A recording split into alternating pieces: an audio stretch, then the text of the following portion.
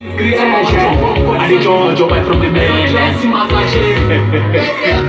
Ramaza Komesa, Kunyange Mari Wandida Narine, Jojo Wai, Uya Usaine, the Judge Rangano, Kataka Titi, Rana Baba, Shamariam, Uzani Jemega Najaba, Tine Chido, Jeku Zulungura Marasa,